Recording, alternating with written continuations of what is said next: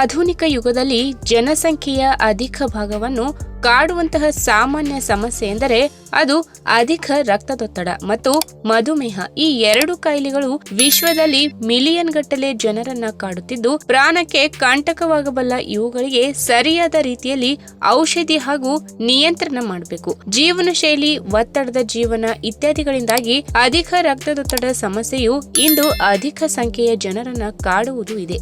ಮೌನವಾಗಿ ಕೊಲ್ಲುವ ರೋಗವೆಂದೇ ಹೇಳಲಾಗುವಂತಹ ಇದು ರಕ್ತನಾಳಕ್ಕೆ ಹಾನಿ ಉಂಟು ಮಾಡುವುದು ಹಾಗೂ ಹೃದಯದ ಕಾಯಿಲೆಗಳಿಗೆ ಕಾರಣವಾಗುವುದು. ಹಾಗಾದ್ರೆ ಹೈ ಬಿಪಿ ಸಮಸ್ಯೆ ಇದ್ದವರು ದಿನಾಲೂ ಮೊಸರು ಸೇವನೆಯನ್ನ ಮಾಡುವುದರಿಂದ ಏನೆಲ್ಲ ಆರೋಗ್ಯದ ಲಾಭಗಳನ್ನ ಪಡೆದುಕೊಳ್ಳಬಹುದು ಎಂಬುದನ್ನ ಇವತ್ತಿನ ವಿಡಿಯೋ ಮುಖಾಂತರ ತಿಳಿದುಕೊಳ್ಳೋಣ. ಅದಕ್ಕಿಂತ ಮುಂಚೆ ನೀವಿನ್ನು ನನ್ನ ಚಾನಲ್ಗೆ ಸಬ್ಸ್ಕ್ರೈಬ್ ಆಗಿಲ್ಲ ಅಂದ್ರೆ ಪ್ಲೀಸ್ ಸಬ್ಸ್ಕ್ರೈಬ್ ಮಾಡ್ಕೊಳ್ಳಿ, ಹಾಗೆ ಪಕ್ಕದಲ್ಲೇ ಇರುವಂತಹ ಬೆಲ್ ಐಕಾನ್ ನ ಕ್ಲಿಕ್ ಮಾಡಿ. ರಕ್ತನಾಳ ಸಂಬಂಧಿಸಿದ ಕಾಯಿಲೆಗಳಿಗೆ ಅಧಿಕ ರಕ್ತದೊತ್ತಡವು ಪ್ರಮುಖ ಕಾರಣವಾಗಿರುವುದು ಮತ್ತು ಇದರಲ್ಲಿ ಕೇವಲ 24% ಮಂದಿ ಮಧುಮೇಹಿಗಳು ರಕ್ತದೊತ್ತಡವನ್ನ ನಿಯಂತ್ರಣದಲ್ಲಿ ಇಡುವರು ಎಂದು ಅಧ್ಯಯನಗಳು ಹೇಳಿವೆ. ಹೃದಯಾಘಾತ, ಪಾರ್ಶ್ವವಾಯು ಇತ್ಯಾದಿಗಳು ಸಾವಿಗೆ ಪ್ರಮುಖ ಕಾರಣವಾಗಿರಬಹುದು. ಇನ್ನು ಅಧಿಕ ರಕ್ತದೊತ್ತಡ ಸಮಸ್ಯೆಯು ಜೀವನ ಶೈಲಿಯಿಂದಾಗಿ ಬರುವ ಕಾಯಿಲೆಯಾಗಿದ್ದು ಜೀವನ ಶೈಲಿಯಲ್ಲಿ ಕೆಲವು ಸಣ್ಣ ಬದಲಾವಣೆಗಳನ್ನ ಮಾಡಿಕೊಂಡರೆ ಆಗ ಖಂಡಿತವಾಗಿಯೂ ಇದರ ಪ್ರಭಾವವನ್ನ ಕಡಿಮೆ ಮಾಡಬಹುದು.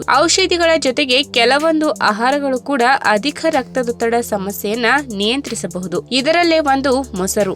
ಅಧಿಕ ರಕ್ತದೊತ್ತಡದಿಂದ ಬಳಲುತ್ತಿರುವಂತಹ ವಯಸ್ಕರ ಆಹಾರ ಕ್ರಮದಲ್ಲಿ ಮೊಸರನ್ನ ಸೇರ್ಪಡೆ ಮಾಡಿದರೆ ಅದರಿಂದ ಅಧಿಕ ರಕ್ತದೊತ್ತಡದ ಪರಿಣಾಮವನ್ನು ಕಡಿಮೆ ಮಾಡಬಹುದು. ಅಧಿಕ ರಕ್ತದೊತ್ತಡ ಸಮಸ್ಯೆಯು ಇರುವ ವಯಸ್ಕರು ಮೊಸರಿನ ಸೇವನೆ ಮಾಡಿದರೆ ಆಗ ಅದು ತುಂಬಾ ಪರಿಣಾಮಕಾರಿ ಎಂದು ಕಂಡುಬಂದಿದೆ. ಮೊಸರಿನಲ್ಲಿ ವಿವಿಧ ರೀತಿಯ ಸೂಕ್ಷ್ಮ ಪೋಷಕಾಂಶಗಳಿರುವಂತಹ ಕ್ಯಾಲ್ಸಿಯಂ, ಮೆಗ್ನೀಷಿಯಂ ಮತ್ತು ಪೊಟ್ಯಾಷಿಯಂ ಇರುವ ಕಾರಣದಿಂದಾಗಿ ಇದು ಬೇರೆಲ್ಲ ಹಾಲಿನ ಉತ್ಪನ್ನಗಳಿಗಿಂತ ತುಂಬಾ ಒಳ್ಳೆಯದು. ಇನ್ನು ಮೊಸರಿನಲ್ಲಿ ಇರುವಂತಹ ಉತ್ತಮ ಬ್ಯಾಕ್ಟೀರಿಯಾವು ಪ್ರೋಟೀನ್ ಬಿಡುಗಡೆ ಮಾಡುವುದು ಮತ್ತು ಇದರಿಂದ ಅಧಿಕ ರಕ್ತದೊತ್ತಡವು ಕಡಿಮೆಯಾಗುವುದು. ನಿತ್ಯವೂ ಸಣ್ಣ ಪ್ರಮಾಣದಲ್ಲಿ ಮೊಸರು ಸೇವನೆ ಮಾಡುತ್ತಲಿದ್ದರೆ ಆಗ ಖಂಡಿತವಾಗಿಯೂ ಅಧಿಕ ರಕ್ತದೊತ್ತಡವನ್ನ ಕಡಿಮೆ ಮಾಡಬಹುದು. ಮೊಸರನ್ನ ದಿನಾಲು ಸೇವನೆ ಮಾಡುವವರು ರಕ್ತದೊತ್ತಡವು ಇತರರಿಗಿಂತ ತುಂಬಾ ಕಡಿಮೆ ಇರುವುದು.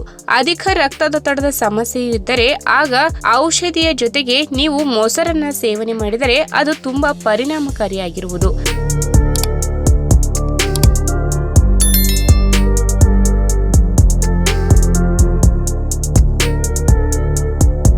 ಈ ವಿಡಿಯೋ ನಿಮಗೆ ಇಷ್ಟವಾದಲ್ಲಿ ತಪ್ಪದೆ ಲೈಕ್ ಮಾಡಿ, ಶೇರ್ ಮಾಡಿ, ಹಾಗೆ ನಿಮ್ಮ ಅನಿಸಿಕೆಯನ್ನು ಕಮೆಂಟ್ ಮೂಲಕ ತಿಳಿಸಿ.